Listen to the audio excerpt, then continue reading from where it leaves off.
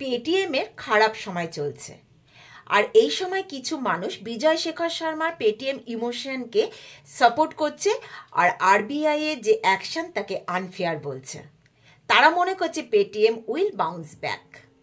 Of course একই কমিউনিটির লোক তো পেটিএমকে সাপোর্ট করবেই, কিন্তু as a customer or as a citizen of this country আমি এটা বলতে বাধ্য হচ্ছি যে পেটিএম নিজের দুর্দশার জন্য নিজেই দায়ী। বেস্ট ডিজিটাল কোম্পানি হিসেবে মার্কেটে এত প্রশংসা পাওয়া সত্ত্বেও পেটিএম 5 বছর ধরে আরবিআই এর রেগুলেশন ফলো না করে কিভাবে একাধারে কাস্টমার, ইনভেস্টার্স আর রেগুলেটরসের সাথে ধোঁকা দিয়ে কাজ চালিয়ে যাচ্ছিল।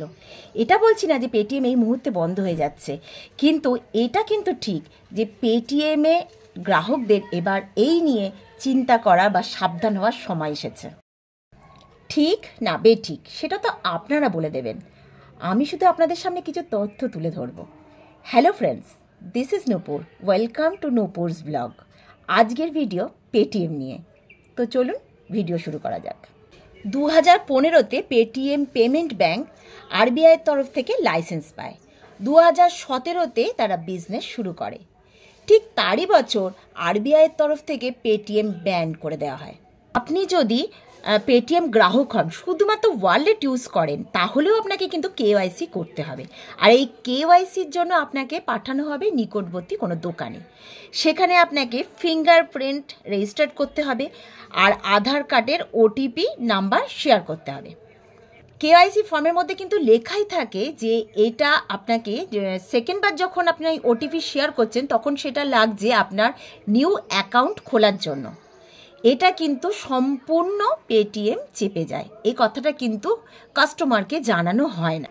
কেওয়াইসি ফর্মে সাইন করার সাথে সাথেই আপনার কেওয়াইসি হয়ে যায়, কিন্তু এটা জানানো হয় না যে যখন আপনি সেকেন্ডবার পেটিএমকে ওটিপি নাম্বার শেয়ার করছেন তখন আপনার অ্যাকাউন্ট খোলা হয়ে যাচ্ছে।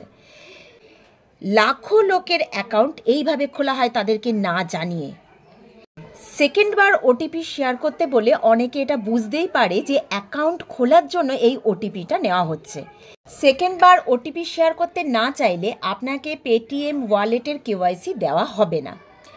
এরপর কি করা হলো, পেটিএমে কিছু এজেন্ট রাখা হলো যারা অ্যাকাউন্ট তুলতো মার্কেট থেকে, প্রত্যেকটা পার অ্যাকাউন্টে 50 টাকা বিনিময়।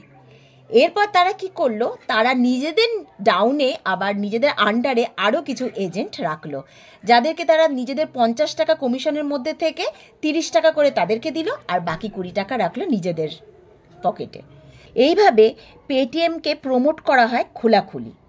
তারপর 2021-এর অক্টোবরে আরবিআই পেটিএমের উপর 1 কোটি টাকার ফাইন চাপায়। 1 নম্বর, আরবিআইকে ভুল ইনফরমেশন সাবমিট করা হচ্ছিল। 2 নম্বর, রিটেল ইনভেস্টরের কাছে হায়ার ভ্যালুয়েশনকে স্টক ডাম্প করা হচ্ছিল। 3 নম্বর, কাস্টমারকে না জানিয়ে অ্যাকাউন্ট খোলা হচ্ছিল। বেসিক্যালি এটা ছিল এক ধরনের ধোঁকাধাড়ি। এরপর 2022-এ আবার পেটিএমকে ব্যান করা হয়।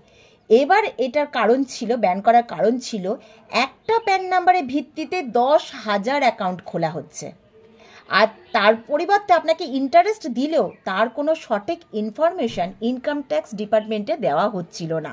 2023-এ আরবিআই 5.4 করোড় পেনাল্টি দেয় পেটিএমকে। তারপর 2020 থেকে 2023-এর অক্টোবর পর্যন্ত টাইম পেয়েও কিন্তু পেটিএম কোনো রকম ব্যবস্থা করেনি ভুল প্রসেসকে ঠিক করার।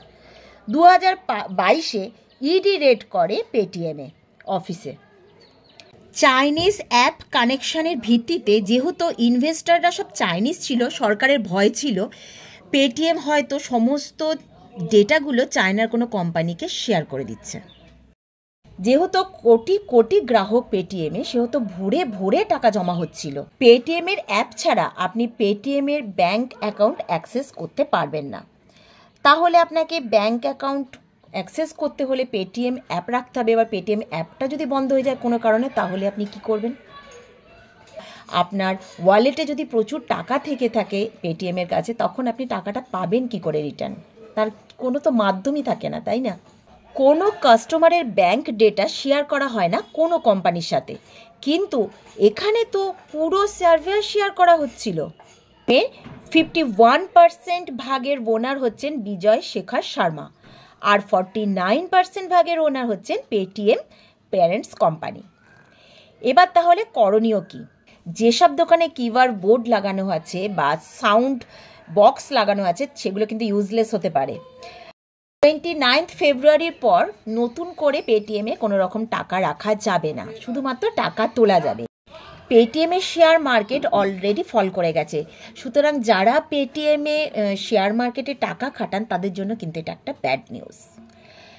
আর 29 ফেব্রুয়ারি পর্যন্ত পেটিএমের হাতে টাইম আছে কোনো ব্যাংকের সঙ্গে টাই আপ করার, কিন্তু এত তাড়াতাড়ি কোনো ব্যাংকের সঙ্গে টাই আপ করা পসিবল নয়। 5 years continued negligence, Paytm payment ব্যাংকের ডাউনফল।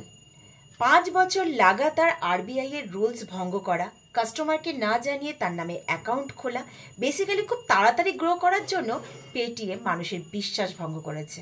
তাহলে আপনি কি এমন ব্যাংকের অ্যাকাউন্টে টাকা রাখতে চাইবেন যেখানে নো প্রপার কেওয়াইসি, রং ট্যাক্স ইনফরমেশন, ডেটা লিক্সের ভয় আর ব্র্যান্ড বাই NHAI? ভেবে দেখবেন, ভাবার সময় হয়েছে। আর আজকের ভিডিওটি ভালো লাগলে লাইক, শেয়ার, সাবস্ক্রাইব করতে ভুলবেন না, এটা আবার ভাবতে বসবেন না। দেখা হবে নেক্সট ভিডিওতে। ভিডিওটি দেখার জন্য অনেক ধন্যবাদ। জয় হিন্দ।